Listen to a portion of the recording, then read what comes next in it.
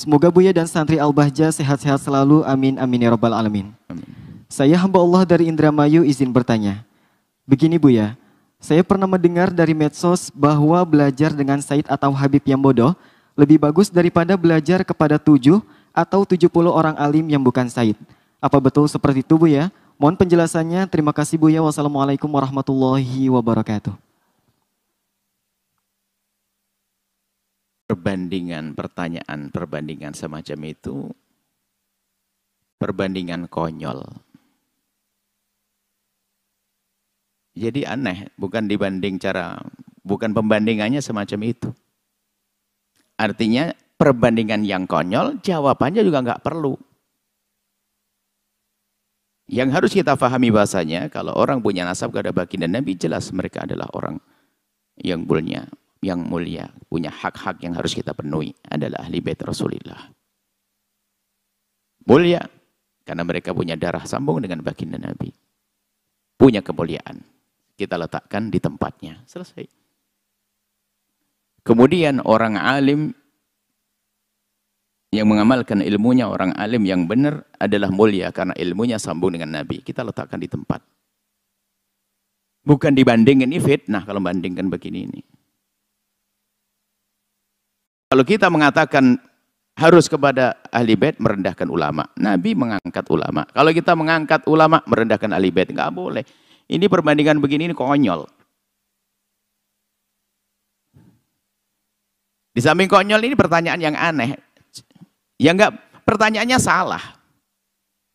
Maksudnya ungkapan salah, contoh. Belajar kepada apa? Sayyid yang udah. Belajar kan cari ilmu, gini loh.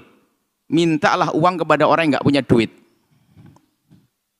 Anda paham enggak kalau mana? Nggak punya duit ngapain minta uang? Ya nggak ada pertanyaan, ungkapan itu nggak mungkin ada. Gimana ada ungkapan dari belajar Sayyid yang bodoh? Dia mulia dengan sayyidannya. Kalau bodoh, ya jangan belajar yang nggak punya ilmu. Aneh sekali Anda belajar sama orang yang nggak punya ilmu. Ya aneh, enggak. Pertanyaannya belajar, bukan perbandingan. Makanya ini membanding-bandingkan ini nggak sah. Wong dia tidak punya ilmu, bagaimana Anda belajar? Beliau aja tidak punya ilmu. Muliakan karena dia seorang sayyid punya nasab. Ya, akan belajar. Ya enggak dong. Oh, enggak punya ilmu. Aneh sekali. Makanya perbandingan begini konyol. Saya yang cerdas dong. Bandingannya aneh. Saya minta ada 2 orang. Satu punya duit, satu enggak punya duit.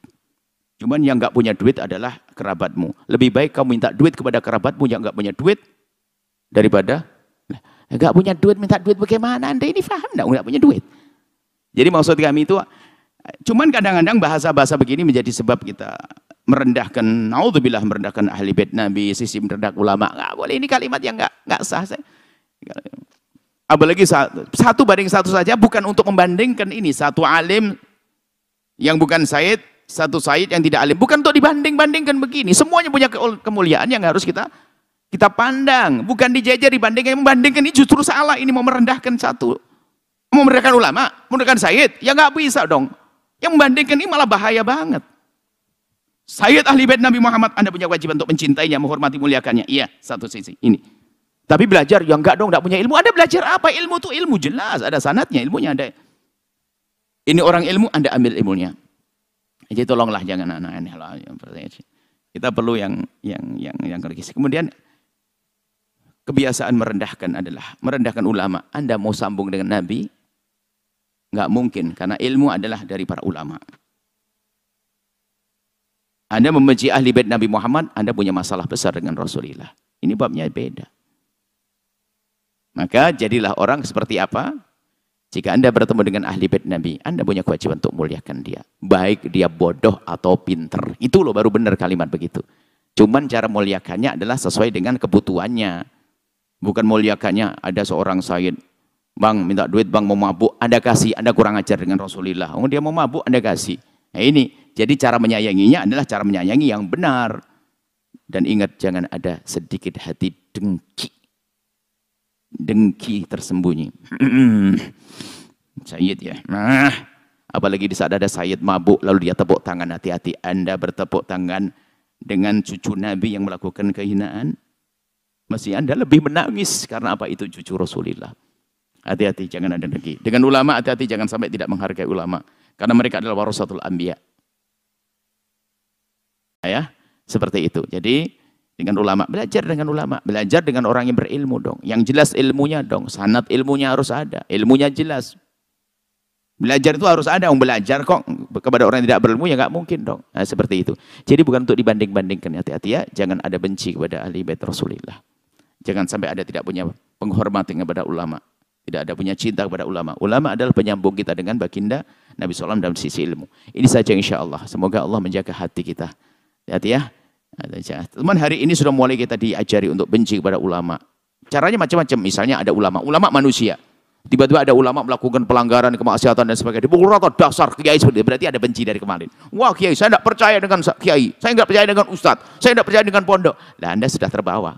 Anda tidak cerdas lagi. Anda suka menyamakan semua orang. Ini bahaya. Sama melihat Said, ada Said yang benar satu, dianggap semuanya Said benar. Anda nggak cerdas. Said adalah manusia.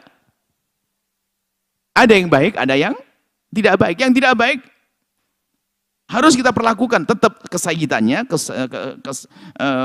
keduriahnya sebagai duriah Nabi tetap. Tapi caranya kita beda menyelamatkan beliau. Nah, seperti itu, jangan sampai kita ini.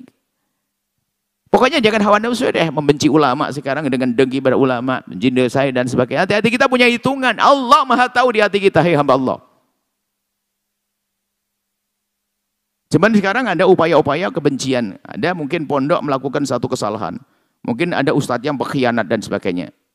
Kita dengar berita ada satu pondok misalnya ustadznya atau ustadzahnya begini-begini. Langsung komentar banyak. Makanya saya tidak percaya dengan pondok. Bahkan paling dimakan sama kiainya dan sebagainya. Memang ada yang makan begitu ada. Tapi jangan dipukul rata dong. Makanya milih guru itu penting. Kita gampang menyamakan. Gara-gara Said yang nggak benar dipukul rata semuanya Said. Anda punya dengki dong kepada duriah Nabi. Hati-hati. Mestinya Anda nangis dong. Ada duriah Nabi melakukan kesalahan pelanggaran, nangis. Kemudian Anda berusaha untuk menyelamatkan beliau. Begitu.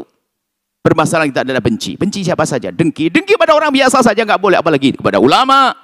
Pada duriah Nabi. Hei hamba Allah. Ini urusan Anda pribadi kepada Allah. Saya tidak mengatakan Anda semuanya. Urusan Anda dengan Allah. Anda punya Tuhan Allah yang maha tahu tentang hati Anda, sudahlah. Kalau saya pura-pura cinta tapi saya membenci. Saya pura-pura cinta ulama, saya dengki. Allah tahu kok. Saya pura-pura cinta ahli bait tapi mendengki, benci.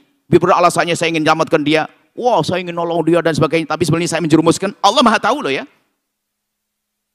Urusanmu dengan Allah, hai hamba Allah. Ya seperti itu.